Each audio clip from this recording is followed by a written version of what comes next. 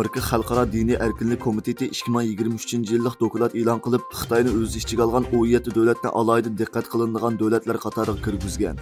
Amerika Xalqaro Diniy Erkinlik Komitetining raisi Nuri Turkal apandining dushanba kuni tordagi axborot e'lon qilish yig'inida tunishtirishicha, bu dokladda Xitoy hukumatining Uyg'ur rayonida islomni xitoychilashtirishdan boshqa yana yerlik musulmonlarni majburiy assimilyatsiya qilish siyosati yurgizayotganligi, yig'ib olish lagerlariga qamalgan Uyg'urlarning turmaga solinganligi, majburiy emgakka selinganligi, siyosiy tarbiya orqali mings yuyilganligi, Uyg'ur ayollarining Xitoylar bilan to'y qilishga majburlanganligi qatorliq masalalar o'ttirib qo'yilgan va buningga dalil sifatida 2022-yili 5-oyda oshkorlangan Xinjiang soqchi hujjatlari qatorliq paketlar misol qilib ko'rsatilgan.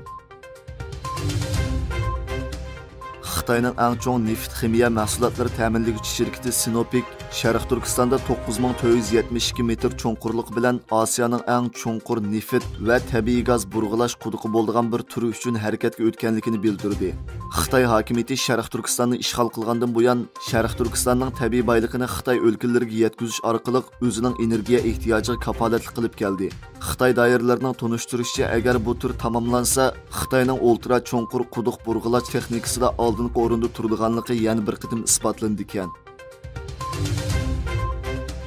Qozog'iston bilan Xitoy o'zaro viza kechirim qilish kelishimi tuzmoqchi bo'lgan bo'lib, Qozog'iston xalqi bu kelishim yo'l qo'yishdan burunla Xitoy oqinlarining Qozog'istonga iqishga boshlaganligiga norozilik bildirib, bu kelishimga qattiq qarshi turganligini e'lon qilgan. Kelishim bo'yicha vizasiz kirgan sayohatchilar qarshi taraf ziminiga kirgandan keyin 30 kun turishga ruxsat qilinadigan bo'lib, umumiy turish vaqti 90 kundan oshib ketmasligi kerak ekan. Bu kelishim 18-mayda Qozog'iston prezidentining Xitoy qilgan ziyorati jarayonida rasmiy imzolandi ekan.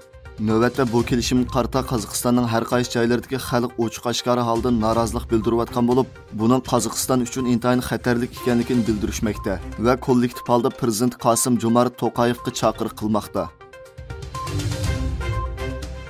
Amerikaning Bejanda turishliq bosh elchisi Nikolas Burns Xitoy bilan kunsur kuchayotgan ziddiyatga qarshi aloqa yo'llarining ochiq holatda turishi kerakligini ta'kidlab, ularning o'xshamagan qatlamdagi suhbatga tayyor ekanligini bayon qildi. Xabar qilinishicha, bosh elchi Burns Washingtondagi aqllar ambiri Simpson markazi tashkillagan faoliyatda so'z qilganda ikki davlat munosabati haqida to'xtalgan.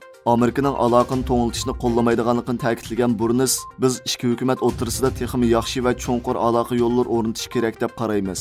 Biz Xitoy bilan ko'rishishga tayyormiz. Biz ishonamizki, Xitoy tarafı biz bilan buningga qo'shildi degan.